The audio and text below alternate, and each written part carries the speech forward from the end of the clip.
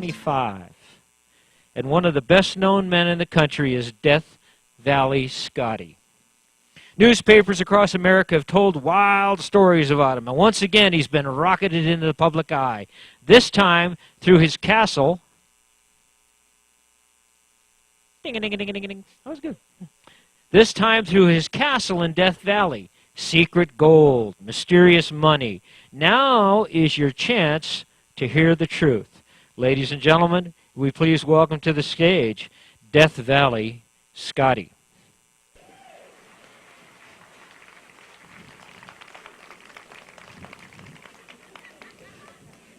Ever heard of Death Valley Scotty? How about Scotty's Castle? It's just the grandest desert ranch house in all of California. I've even got my own secret gold mine under my bed. It produces the highest grade gold ore in all of Death Valley. Of course, things like gold mines can attract unwanted attention, but I'm ready for bandits. I've even got something called a shot splitter installed in my room. Bandits always come in pairs. One goes for the door, the other goes for the window. That's where the shot splitter comes in. I shoot one shotgun blast into it, and it gets split in two. One half goes past the door, the other past the window, effectively killing both bandits. But some people say I don't even have a mine. They say I just hire people to go around in my cellar, banging pots and pans together and dragging chains across the floor. Not true in any way, of course. But believe me, if I didn't have a mine, I would really consider doing that. It's those little gimmicks that make for a good story. Reminds me of a while back when every few months I would go to town to get supplies. Goldfield, the nearest city, was miles away. When I got there, I would walk into the general store, gather what I wanted, then slap a $1,000 bill down on the counter. Now, most store owners didn't have change for $1,000, so they just had to mutter something about getting me next time. And so me and my $1,000 bill would head home to try it again. Eventually the store owner caught on and went to the bank to get change for $1,000. I lost the $1,000 bill, but I'd already earned more than it's worth from it. It just goes to show that a little bit of money can get you a long way. Take the Coyote Special. I walk into a train station, pull out $100, and ask the stationman to give me the fastest train he can find. The next day, he approaches me and introduces me to a man called E. Burden Gaylord, who's interested in having me ride on his Coyote Special train, which he is sure will break any train speed records previously made. He would get advertising for his mine. I would get newspaper publicity. A good deal if I ever saw one. And what a deal it was. It broke the previous record by over 8 hours, and I accomplished what may have been my most successful stunt ever. You see, when the train stopped in Chicago, and I went out to meet the masses, I wasn't alone.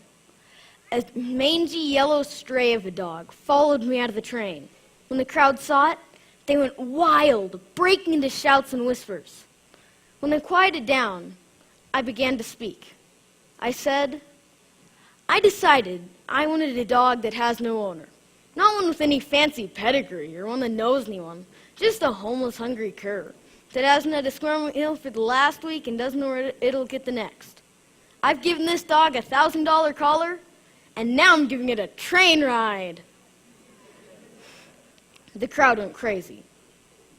The only other time I've sugar-coated something even nearly as well was also in Chicago. I was newly unemployed from the Buffalo Bill Wild West show. After hunting for grub stakers all over town, I got a tip about a Mr. Albert Johnson, who owned one of them big skyscrapers. Well, I went in and took the elevator up to the 12th floor, where I was shuffled in to see him. I got right to the point about needing money. He asked me a lot of questions about Death Valley. Well, that's where I get in my chance to shine, because I have some nice stuff hidden in the washes up there. I can take out some high-grade gold ore as proof. He takes it all in and sits for a little bit, and then he asks me, how much do I need for a really good grub stake? And how about 60 million? Hell yeah! That's plenty! When do we get started? I found myself a partner. Then he says that when his health gets better, he'll go down to check on my mine and hands me a roll of cash to choke a horse. If only he'd known those nuggets were a couple of souvenirs my wife had brought back from Colorado. Of course, eventually Albert did go down to check on my mine. I didn't want to disappoint him, so I decided to plan out a little show to keep him happy with his image of the Wild West. So off we went with my brother Warner to see my mine. Everything was going great until halfway through the trip, in a place called Wingate Pass, when four bandits began firing on us, missing, but still driving us back. Then one of them accidentally shot my brother Warner. Before I could think, I started yelling, "Stop shooting! Stop shooting! You've hit Warner!" The firing stopped.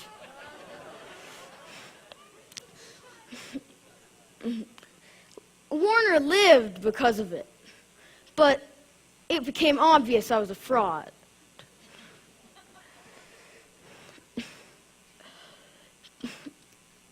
Despite this, Albert is quite a friend now, and he comes to my castle every summer.